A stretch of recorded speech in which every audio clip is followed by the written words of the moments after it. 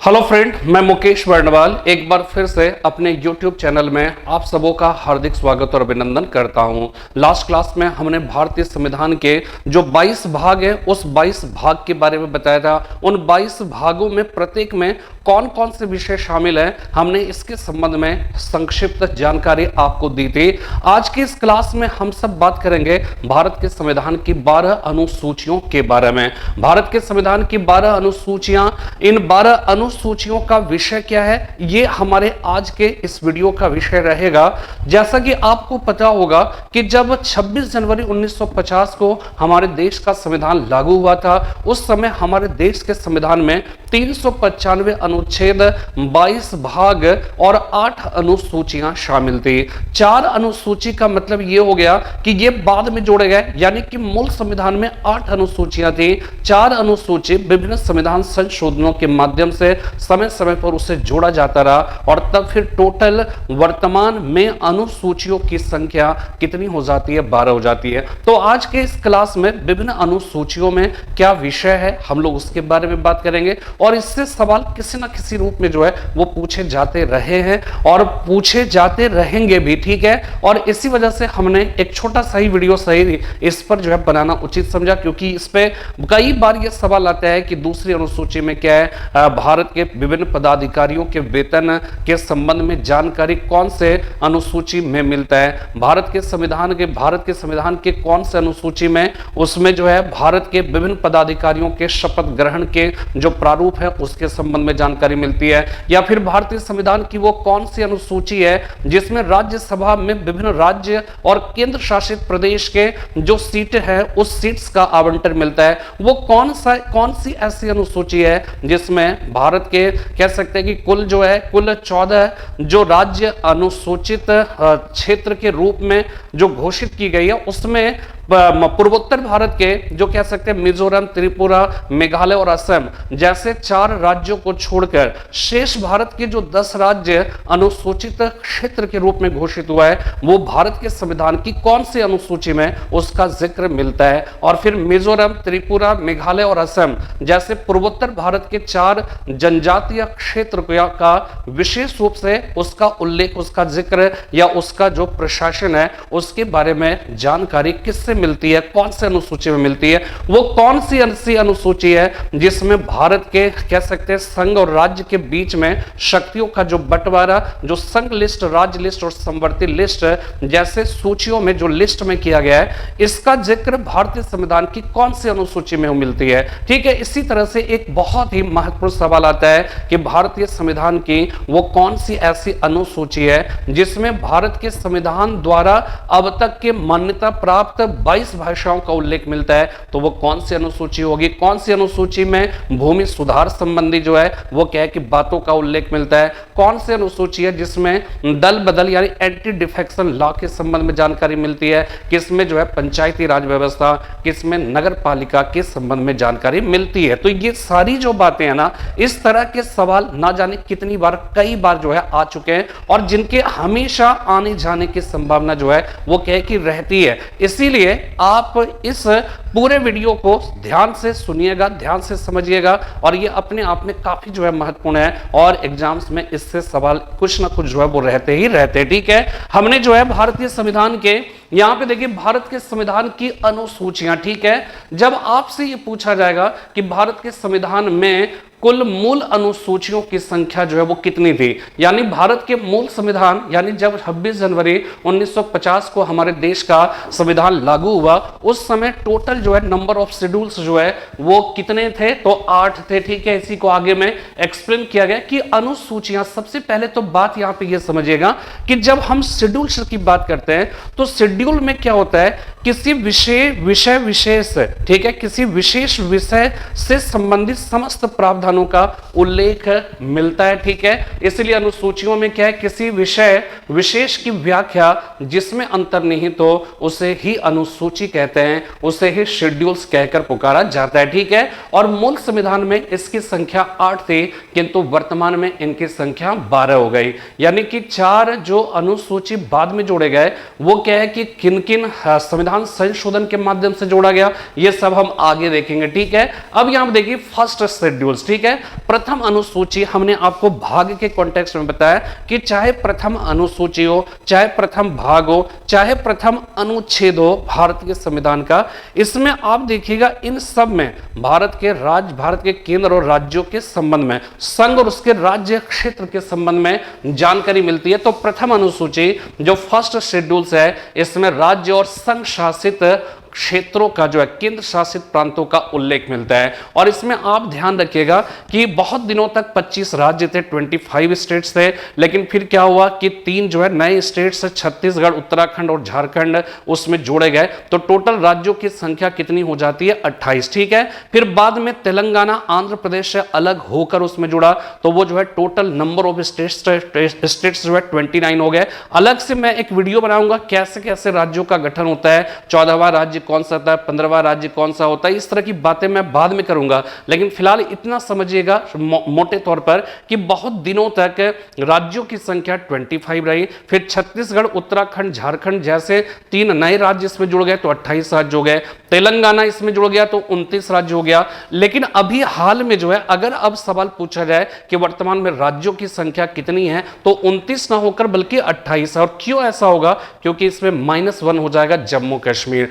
जम्मू कश्मीर का जो है आर्टिकल 370 जब खत्म हुआ, उसके विशेष राज्य का दर्जा समाप्त कर दिया गया। तो समाप्त किए जाने के साथ ही जम्मू कश्मीर जो राज्य था, उस जम्मू कश्मीर राज्य को उसको 2 जो है यूनियन टेरिटरी में जो है डिवाइड कर दिया गया। एक तो जम्मू कश्मीर हो गया, दूसरा हो गया लद्दाख। तो जम्मू कश्मीर जो एक राज्य का हैसियत रखता था, भले ही विशेष राज्य का दर्जा था, लेकिन उससे राज्यों की श्रेणी में उसे जोड़ा जाता था, ठीक है।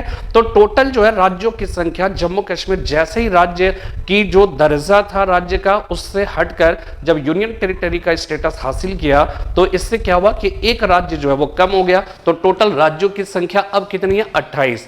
अब अगर केंद्र शासित प्रदेश की बात की जाएगी, अगर यूनियन टेरिटरीज की बात की जाएगी, तो पहले जो है बहुत दिनों तक 7 यूनियन टेरिटरीज था। ऐसे ये ध्यान रखिएगा कि 1950 में जब हमारे देश का संविधान लागू हुआ, उस समय हमारे देश में जो है एकमात्र यूनियन टेरिटरी जो है वो कौन हुआ करता था? अंडमान निकोबार। अगर यूनियन टेरिटरी के पॉइंट ऑफ व्यू से सोचा जाए, तो वर्तमान या आजाद भारत का सबसे पुराना यूनियन टेरिटरी जो है वो क्या है? अंडमान निकोबार द्वीप समूह, ठीक है। तो 7 जो है बहुत दिनों तक 7 केंद्र शासित प्रदेश रहे थे। लेकिन जैसा कि हमने बताया कि जम्मू कश्मीर के विशेष राज्य का दर्जा खत्म हो जाने के बाद उसे 2 नए यूनियन टेरिटरी में विभक्त कर दिया गया, जम्मू कश्मीर और लद्दाख। तो टोटल यूनियन टेरिटरी की संख्या 9 हो गई। और कह सकते हैं कुछ दिनों तक, अभी 1 साल भी नहीं हुआ, तब तक फिर क्या हुआ कि दादरा और नागर हवेली और दमन दीव जो पहले से अलग अलग यूनियन टेरिटरी का दर्जा रखता था, उसको अभी हाल में मिलाकर एक यूनियन टेरिटरी बना दिया गया।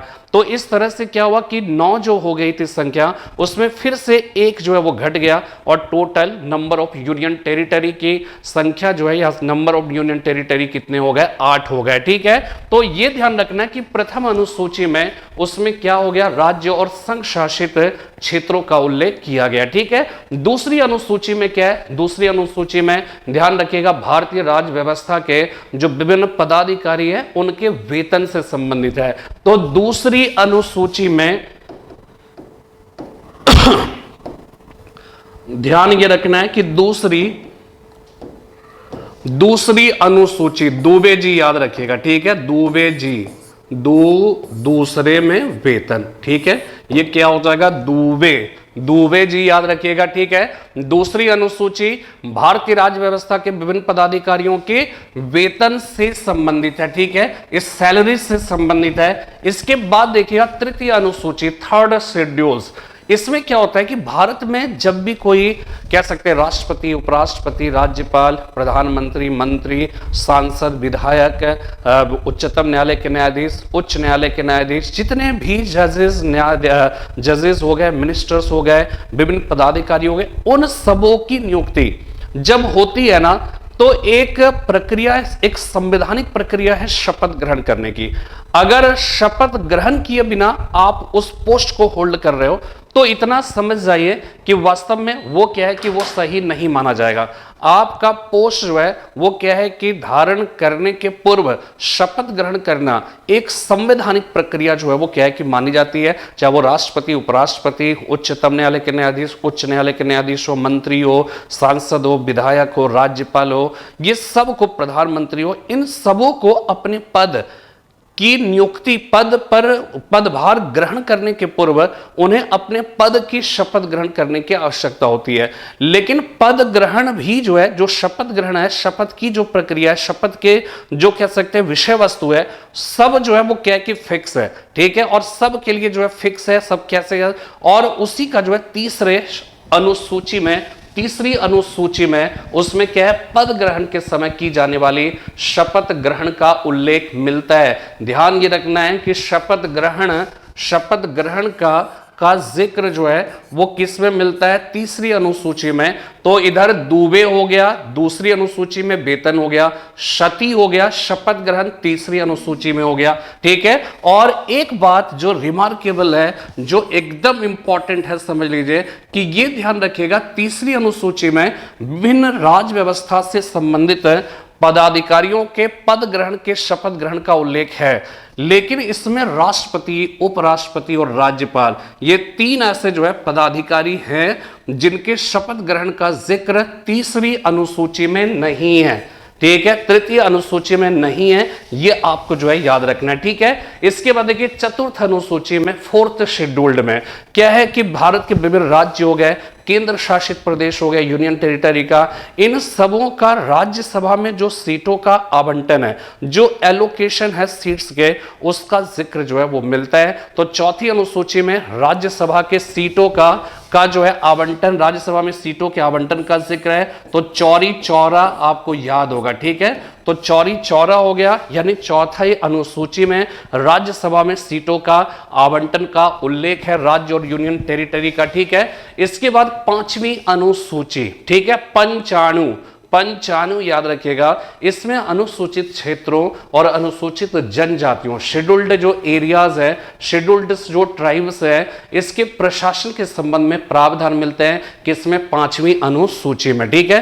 पांचवी अनुसूची में यह ध्यान रखिएगा, फिफ्थ शेड्यूल्ड में, यह बहुत इंपॉर्टेंट है, कई बार यह सवाल जो है वो आ भी चुका है कि पांचवी अनुसूची या फिफ्थ शेड्यूल्ड में अनुसूचित क्षेत्रों और अनुसूचित जनजातियों के प्रशासन के संबंध में जिक्र है। लेकिन कैसे, यहां पर यह भी ध्यान में रखना है कि पांचवी अनुसूची और छठी, इन दोनों अनुसूचियों में जनजातीय क्षेत्र और साथ में अनुसूचित जनजाति का उल्लेख है। लेकिन दोनों में फर्क क्या है, यह ध्यान में रखना है, यह बहुत ही इंपॉर्टेंट है और इससे सवाल जो पूछे गए। और इसमें क्या है कि यह पांचवी अनुसूची में क्या है कि जो 10 राज्य, पूर्वोत्तर भारत के 4 राज्य मिजोरम, त्रिपुरा, मेघालय और असम को छोड़कर शेष सभी जो 10 जनजातीय क्षेत्र हैं, उनका जिक्र जो है इसमें मिलता है, उसके प्रशासन के संबंध में प्रावधान जो है इसमें मिलता है। और वो 10 राज्य कौन कौन से जनजातीय क्षेत्र जिसकी घोषणा हुई है, वो तेलंगाना है, आंध्र प्रदेश, महाराष्ट्र, गुजरात, राजस्थान, हिमाचल प्रदेश, मध्य प्रदेश, छत्तीसगढ़, झारखंड तथा उड़ीसा। 1 2 3 4 5 6 7 8 9 10 हो गया। तो ये 10 राज्य जिसे अनुसूचित क्षेत्र जो है वो घोषित किया गया है। इसमें कहा जाता है कि इसके प्रशासन के संबंध में जानकारी पांचवी अनुसूची में, और अनुच्छेद की बात की जाएगी तो अनुच्छेद 244 का 1, ठीक है, खंड 1 के अंतर्गत इन 10 राज्यों के प्रशासन के संबंध में, यानी अनुसूचित क्षेत्र के प्रशासन के संबंध में जानकारी मिलती है। और ध्यान ये रखना है कि किसी भी क्षेत्र को अनुसूचित क्षेत्र की घोषणा जो है वो राष्ट्रपति करता है, और राष्ट्रपति तथा राज्यपाल मिलकर उस क्षेत्र की व्यवस्था को देखते हैं, उसका निर्धारण जो है वो करते हैं, ठीक है।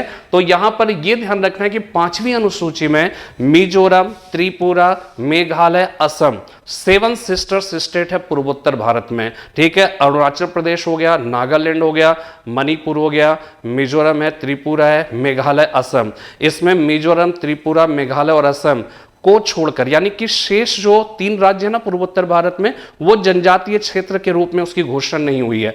तो जिन पूर्वोत्तर भारत के जिन 4 राज्य, एक सवाल ये भी आता है कि पूर्वोत्तर भारत के वो कौन से ऐसे 4 राज्य हैं जिनको कह सकते हैं छठी अनुसूची में, 5th अनुसूची में नहीं, छठी अनुसूची में उसके प्रशासन के संबंध में जानकारी मिलती है, तो वो छठी अनुसूची हो जाएगी। लेकिन 5वीं अनुसूची में इन चारों राज्यों को छोड़कर मिजोरम, त्रिपुरा, मेघालय तथा असम, यानी इसका जिक्र मिलेगा छठी अनुसूची में। यहां पर इसका उल्लेख नहीं है। सभी 10 जनजातीय क्षेत्र का उल्लेख मिलता है किसमें? 5वीं अनुसूची में, और इसका प्रशासन अनुच्छेद 244(1) के अंतर्गत किया जाता है। छठी अनुसूची 6th शेड्यूल्ड है, और 6th शेड्यूल में इसमें क्या हो गया, जैसे हमने आपको बताया कि मिजोरम, त्रिपुरा, मेघालय तथा असम जैसे पूर्वोत्तर भारत के 4 जनजातीय क्षेत्रों के प्रशासन का उल्लेख मिलता है, और इसके प्रशासन अनुच्छेद 244 का खंड 2 वो 244(1) हो गया, जो 5वीं अनुसूची में 10 राज्य हैं, और इसका जो है शासन मिजोरम, त्रिपुरा, मेघालय तथा असम। ये कौन कौन से राज्य नहीं है ये ध्यान रखिएगा। 4 राज्य है और 3 राज्य नहीं है। अरुणाचल प्रदेश नहीं हो जाएगा, नागालैंड नहीं हो जाएगा, मेघालय, यानी कि इसको जो है पूर्वोत्तर नॉर्थ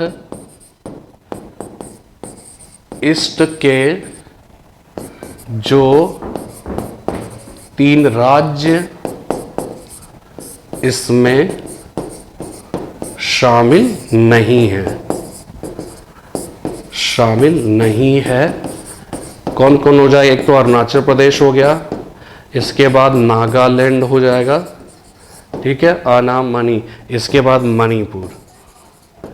मणिपुर, ठीक है। ये 3 राज्य इसमें शामिल नहीं है, ये ध्यान रखिएगा, ये सवाल आ चुका है, ठीक है। इसके बाद नेक्स्ट जो है वो देखिए कि 7वीं अनुसूची 7th शेड्यूल्ड। यहां पे क्या है, हिंदुस्तान में आपको मालूम होगा, यद्यपि पूर्ण रूपेण जो है वो क्या है कि संघात्मक शासन की व्यवस्था लागू नहीं है, दोनों का मिक्स फॉर्म है, संघात्मक और एकात्मक, ठीक है। फिर भी उसे union of India, union of states कहा जाता है, भारत के राज्यों का संघ कहा जाता है। और संघीय शासन की जो व्यवस्था होती है उसमें क्या होता है, शक्तियों का बंटवारा केंद्र और राज्य के बीच में होता है। तो शक्तियों का बंटवारा का उल्लेख इस ऐसे सारे विषयों का जिक्र जो है वो 7वीं अनुसूची में हुआ है। बहुत इंपॉर्टेंट, बहुत बार पूछा गया है। 7th शेड्यूल्ड, ठीक है। 7वीं अनुसूची में केंद्र और राज्यों के बीच शक्तियों का बंटवारा है, और इसमें 3 जो है लिस्ट बनाए गए। संघ लिस्ट, यानी राष्ट्रीय महत्व के जितने विषय हैं उनको संघ लिस्ट में, यूनियन लिस्ट में जो है शामिल किया गया। इसी प्रकार जो है वो क्या है कि राज्य लिस्ट में राज्य के महत्व का जो भी जो है कह सकते हैं विषय है उसको राज्य लिस्ट में, और राज्य और केंद्र दोनों के स्तर का जो महत्वपूर्ण विषय है उसको समवर्ती लिस्ट में, उसको कंकरेंट लिस्ट में शामिल किया गया। और आपको मालूम होगा समवर्ती लिस्ट का जो है मतलब जो प्रावधान है वो ऑस्ट्रेलिया के संविधान से लिया गया। और संघ लिस्ट में पहले मूल संविधान में 97 था, अब 100 विषय हो गया। राज्य लिस्ट में पहले 66 था, अब 61 विषय हो गया। समवर्ती लिस्ट में पहले 47 विषय था, 47, अब 52 हो गया, ठीक है। और ये ध्यान रखिएगा कि वो सारे विषय जो इन तीनों सूचियों में शामिल नहीं है, ठीक है, इन तीनों सूचियों में शामिल नहीं है, वो सारे विषय उसको अवशिष्ट अधिकार कहा जाता है, रेजिडुअरी पावर कहा जाता है। और ये रेजिडुअरी पावर हिंदुस्तान में किसको है? केंद्र के पास है, ठीक है, केंद्र के पास है। अगर अवशिष्ट अधिकार की बात करें तो नेहरू रिपोर्ट जब आया था 1928 ईस्वी में, तो उसमें रेजिडुअरी पावर जो है वो दिया गया था केंद्र को, ठीक है। इसके बाद 1935 का भारत सरकार अधिनियम की बात आएगी तो उसमें अवशिष्ट अधिकार ना तो केंद्र को ना ही प्रांत को दिया गया, जबकि वो किसको दे दिया गया? वो गवर्नर जनरल के पास छोड़ दिया गया। वो केंद्र को भी दे सकता था, राज्य को भी दे सकता था, ठीक है। लेकिन फिर क्या हुआ? 1946 का कैबिनेट मिशन आया, 1946 का कैबिनेट मिशन जब आया तो उसने अवशिष्ट अधिकार प्रांतों को दे दिया। और जब हमारे देश का अपना संविधान बना तो वापस जो है वो क्या हुआ? अवशिष्ट अधिकार केंद्र को दे दिया गया। देखिए ये ध्यान रखिएगा कि भले ही शक्तियों का बंटवारा केंद्र और राज्य के बीच है, लेकिन हमारे देश में शक्तियों का झुकाव ज्यादा किसकी तरफ है? वो केंद्र की तरफ है। और केंद्र की तरफ झुकाव रखने के कारण भी थे, क्योंकि केंद्र को अगर कमजोर हो जाएगा तो भारत में विखंडनकारी जो तत्व है, जो विलगाववादी तत्व है, अलगाववादी जो तत्व है, वो सब इतने हावी हो जाएंगे कि भारत टुकड़े टुकड़े में बढ़ जाएंगे। इसलिए केंद्र का शक्तिशाली होना जरूरी है। और केंद्र को आप शक्तिशाली कैसे करेंगे? जाहिर सी बात है कि विषयों को ज्यादा देना पड़ेगा। और यहां पे साफ दिखता है संघ लिस्ट में मान लीजिए कि 100 विषय है, ठीक है, 100 विषय है, तो आप देखिएगा राज्य लिस्ट में 61 विषय है और यहां पे 100 विषय है, तो विषय ऑलरेडी यहां पे ज्यादा है। और ज्यादा है ये दिखाता है कि केंद्र ज्यादा पावरफुल है। दूसरी बात, समवर्ती लिस्ट में शामिल जो विषय है, यद्यपि केंद्र और राज्य दोनों कानून बना सकते हैं, लेकिन फिर भी एक विषय पर दोनों ने अगर कानून बनाया और विवाद अगर हो जाता है तो ऐसी स्थिति में संघ लिस्ट में संघ जो है, संघ की बात माननी होगी। यह भी दिखाता है शक्तियों का झुकाव किसकी तरफ है? केंद्र की तरफ। लेकिन वो सारे विषय जो इन तीनों सूचियों में शामिल नहीं है, जिसे अवशिष्ट अधिकार कहा गया, रेजिडुअरी पावर कहा गया, यह अवशिष्ट अधिकार भी किसको है? एक प्रकार से केंद्र को है। तो ये क्या दिखा रहा है कि भले ही हम संघीय शासन की बात करते हैं, भले ही हम शक्तियों के बंटवारे की बात केंद्र और राज्य के बीच करते हैं, लेकिन शक्तियों का झुकाव ज्यादा किसकी तरफ है? केंद्र की तरफ है। ठीक है, तो केंद्र की तरफ जो है वो ज्यादा झुकाव है, आपको जो है ये याद रखना है। ठीक है ना? तो ये सब बहुत सारे एग्जाम्पल्स है जिसके बारे में हम लोग बात करेंगे, लेकिन ध्यान यहां पर ये रखना है कि विषय का जो 3 लिस्ट है वो उसका जिक्र है, लेकिन अवशिष्ट अधिकार का उल्लेख यहां पर नहीं है, यह ध्यान रखिएगा। इसका जिक्र भारतीय संविधान के अनुच्छेद 248 में किया गया है, आर्टिकल 248 में किया गया है। और एक बात जो है मैं आपको बता दूं कि वास्तव में क्या है कि जो प्रिवेंटिव डिटेंशन है, जो निवारक निरोध अधिनियम है, ठीक है, निवारक निरोध अधिनियम या प्रिवेंटिव डिटेंशन जो है वो क्या होता है? वो ऐसा कानून होता है एक प्रकार से कि किसी भी व्यक्ति के द्वारा किसी अपराध को किए जाने के पूर्व ही उसे गिरफ्तार कर लेना, जिसके संभावित किसी एक्टिविटीज से देश को, व्यवस्था को, समाज को नुकसान होने की संभावना है। इस तरह का कह सकते हैं कि व्यक्ति, संभावित जो व्यक्ति है, उसको किसी अपराध को किए जाने के पूर्व गिरफ्तार कर लिया जाना, यह प्रिवेंटिव डिटेंशन के अंतर्गत जो है वो आता है। तो प्रिवेंटिव डिटेंशन का एक प्रकार से जिक्र राज्य समवर्ती लिस्ट में, और इसमें राज्य और केंद्र दोनों कानून बना सकता है। लेकिन अगर अवशिष्ट अधिकार की बात करेंगे तो वो साइबर क्राइम्स हो जाएंगे। और अवशिष्ट अधिकार क्या है? जैसे वो सारे विषय जिसका लिस्ट तैयार नहीं किया जा सकता था, जिसके संबंध में उस समय हमारे संविधान निर्माताओं की को जानकारी नहीं थी। जैसे एग्जाम्पल के तौर पर आप समझिए कि 1950 में जब हमारे देश का संविधान लागू हुआ, उस समय इंटरनेट जैसी कोई बात नहीं थी, और इंटरनेट जैसी बात ना होने की वजह से साइबर क्राइम जैसा कोई कॉन्सेप्ट भी उस समय नहीं था। तो जब कॉन्सेप्ट था नहीं तो उसके संबंध में वो कैसे सोच सकते थे? इसलिए वो भारत के संविधान में कहीं पर भी इसका उल्लेख नहीं है, मूल संविधान में। ठीक है, लेकिन बाद में क्या हुआ कि बाद में जो विषय, जब इंटरनेट का प्रयोग होने लगा, जब डिजिटलाइज होने लगा, तो ऐसी स्थिति में साइबर क्राइम जो है वो बढ़ने लगे। तो साइबर क्राइम को फिर क्या है? अवशिष्ट अधिकार में शामिल किया गया, उसको रेजिडुअरी पावर में शामिल किया गया। ये ध्यान रखिएगा, बहुत इंपॉर्टेंट है। ठीक है ना? ये अलग से मैंने इसलिए जिक्र कर दिया क्योंकि ये सवाल आ चुके हैं। ठीक है, इसके बाद देखिएगा कि 8वीं अनुसूची, 8th शेड्यूल, ये बहुत ही इंपॉर्टेंट है कई बार, और संविधान द्वारा मान्यता प्राप्त जो है, इसमें वर्तमान में मतलब कह सकते हैं कि वर्तमान समय में इसमें टोटल जो है भाषा कितनी है? 22 भाषा। ठीक है, मान्यता प्राप्त जो भाषा है 22 भाषा है। और इसमें ध्यान ये रखना है कि मूल संविधान में 14 भाषाएं थी मात्र, मतलब कह सकते हैं 14 लैंग्वेजेस थे। ठीक है ना? जब मूल संविधान 1950 लागू हुआ उस समय हमारे देश में 8वीं अनुसूची में मान्यता प्राप्त भाषाओं की संख्या जो है 14 थी। इसके बाद 21वां संविधान संशोधन हुआ 1967 AD में। ठीक है, 21वां संविधान संशोधन हुआ 1967 AD में, और इसके अंतर्गत सिंधी भाषा को भारतीय संविधान के 8वीं अनुसूची में शामिल भाषाओं में 15वीं भाषा का दर्जा दिया गया। इसके बाद 71वां संविधान संशोधन हुआ 21वां संविधान संशोधन 1967 के अंतर्गत सिंधी भाषा को 15वीं भाषा का दर्जा दिया गया। और 21वें के बाद 71वां संविधान संशोधन, और कब पारित हुआ? 71 और 21 को जोड़ दीजिए तो कितना हो जाएगा? 92 हो जाएगा। तो 1992 में 71वां संविधान संशोधन पारित हुआ और इसमें मणिपुरी, नेपाली तथा कोंकणी 3 भाषा को और जोड़ दिया गया। तो टोटल भाषाओं की संख्या कितनी हो जाती है? 18। यहां पे भाषाओं की संख्या कितनी हो गई? 15। इसके बाद 21 + 71 बराबर 92 हुआ और 21 + 71 बराबर 92वां संविधान संशोधन 2003 में हुआ। इसमें BSDM याद रखिएगा, ठीक है। इसमें एक याद रखना है, कोडिंग जो है वो कोडिंग क्या है? BSDM, यानी कि SDM बनना है, ठीक है। BSDM, बोडो हो गया, संथाली, डोगरी और मैथिली, ये 4 भाषा और जोड़ दिया गया। तो टोटल भाषाओं की संख्या अब कितनी हो गई? 22। और ये बहुत ही इंपॉर्टेंट है, ये सवाल कई बार आया कि मूल भाषाओं की संख्या कितनी थी? 14, ठीक है। और 15वीं भाषा के रूप में कौन सी भाषा जोड़ा गया और कौन से संशोधन के अंतर्गत जोड़ा गया? इसके बाद 71वां संविधान संशोधन द्वारा कौन से 3 नई भाषाओं को जोड़ा गया, जिससे भाषाओं की संख्या 18 हो गई। और 92वां संविधान संशोधन 2003 में बोडो, संथाली, डोगरी, मैथिली, ये 4 भाषा इसमें जोड़े गए और इस प्रकार कुल भाषाओं की संख्या जो है वो कितनी हो जाती है? 22 हो जाती है, ठीक है ना। इसके बाद देखिएगा 9वीं अनुसूची, 9th शेड्यूल्ड। यहां पे ये ध्यान रखना है, हमने आपको बताया कि मूल संविधान में टोटल अनुसूचियों की जो संख्या थी वो संख्या कितनी थी? वो संख्या थी 8, ठीक है। उसमें 9वीं अनुसूची जोड़ा गया, 9th शेड्यूल्ड भारत के संविधान में जोड़ा गया।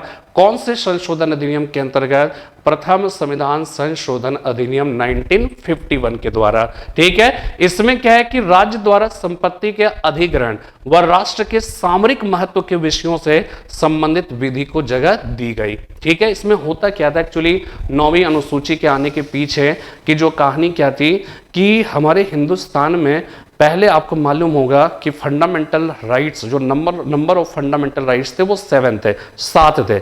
और 7वां जो अधिकार था ना वो कानून का, वो था संपत्ति का अधिकार। तो संपत्ति का अधिकार मौलिक अधिकार था, लेकिन उसमें प्रॉब्लम क्या होने लगी कि जो जमींदार थे जिनके पास बहुत अकूत धन था, अकूत भूमि थी, ठीक है। अब वो किसी के पास एकदम भूमि नहीं है, वो खेतिहर मजदूर है, और किसी के पास अकूत संपत्ति, अकूत भूमि है। तो ऐसी स्थिति में क्या है कि अगर आपको समाजवादी व्यवस्था और एक अपेक्षा की समता मूलक समाज की स्थापना करनी है तो जाहिर सी बात है ये जो डिसबैलेंस है, इस डिसबैलेंस को जो है वो खत्म करना था और इसके लिए भूमि का अधिग्रहण करना था। लेकिन भूमि अधिग्रहण ये वास्तव में बहुत आसान काम नहीं इसलिए नहीं था क्योंकि भाई संपत्ति का अधिकार मौलिक अधिकार था। अगर किसी की भूमि लिया तो वो चला गया अपने मौलिक अधिकार के उल्लंघन के आरोप में, वो चला गया वहां पर कोर्ट में चला गया। तो ऐसी स्थिति में राज्य को काफी दिक्कतें होने लगी। तो ऐसी स्थिति में फिर 9वीं अनुसूची जोड़ा गया और इसमें शामिल जो भी कानून होंगे उस कानून को फिर न्यायालय में चुनौती नहीं दी जा सकती है, ठीक है ना। तो ये जो है वो क्या है कि 9वीं अनुसूची में इसको शामिल कर लिया गया और इसमें जो है जो भी सामरिक महत्व के होते हैं और जो विषय संबंधित उसको विधि को इसमें जगह दी जाती है, ठीक है। तो 1951 में जो है इसको जोड़ा गया। इसके बाद 10वीं अनुसूची 10th शेड्यूल्स की बात करें, ये 52वां संविधान संशोधन 1985 के द्वारा प्रधानमंत्री राजीव गांधी के समय में जोड़ा गया और ये 52वां संविधान संशोधन है एंटी डिफेक्शन लॉ, दल बदल संबंधी कानून। ये ना जाने कितनी बार, कई बार ये सवाल आ चुका है कि दल बदल जो है द से 10वीं अनुसूची, दल बदल का उल्लेख 10वीं अनुसूची में है और 52वां संविधान संशोधन, बहुत बार यह सवाल आ चुका है कि दल बदल संबंधी कानून कौन से संविधान संशोधन अधिनियम के द्वारा आया था, तो वो हो जाएगा 52वां संविधान संशोधन, ठीक है। और प्रधानमंत्री राजीव गांधी के समय में इसको एंटी डिफेक्शन लॉ कहा जाता है और कुल मिलाकर इसमें यह था, जिसके बारे में बाद में हम डिटेल में बात करेंगे, कि इसमें कुल मिलाकर यही था कि पहले क्या था कि कोई भी जो है पार्टी से टिकट लेकर चुनाव लड़ते थे, सांसद बन जाते थे, फिर बाद में वो दल बदल कर लेते थे, ठीक है ना। तो इससे क्या होता था कि कुल मिलाकर वास्तव में जिस पार्टी से आपने चुनाव लड़ा,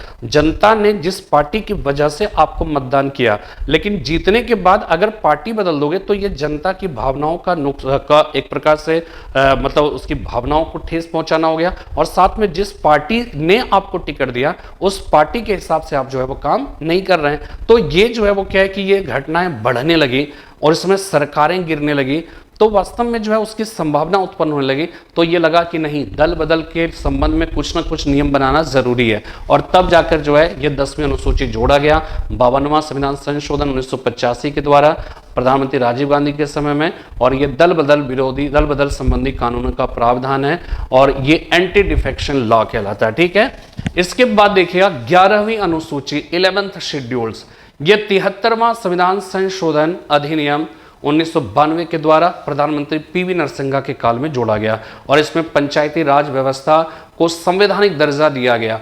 आप सोचिए 1992-93, और जबकि हमारे देश का 1950 में संविधान जब लागू हुआ था, तो उस समय हमारे देश के संविधान के नीति निदेशक तत्व के अनुच्छेद 40 में पंचायती राज व्यवस्था की स्थापना की कोशिश राज्य करेगा, ऐसा उल्लेख कर दिया गया था। लेकिन 1950 से 40 साल लग गए उस व्यवस्था को लागू करने के लिए। ठीक है, कई कोशिशें हुई लेकिन ऐसा हो नहीं पाया था। और 11वीं अनुसूची 11th शेड्यूल्स इसलिए जोड़ा गया था 73वां संविधान संशोधन 1992 के द्वारा। उस समय भारत के प्रधानमंत्री पीवी नरसिम्हा राव थे। ठीक है, और पंचायती राज व्यवस्था को संवैधानिक दर्जा दिया गया, और इसके बारे में अलग से बात किया जाएगा। ठीक है, बहुत इंपॉर्टेंट टॉपिक है, और ये बस इतना समझिएगा, ये त्रिस्तरीय व्यवस्था है। सबसे छोटी का एक ग्राम पंचायत, इसके ऊपर पंचायत समिति, और इसके ऊपर जिला परिषद।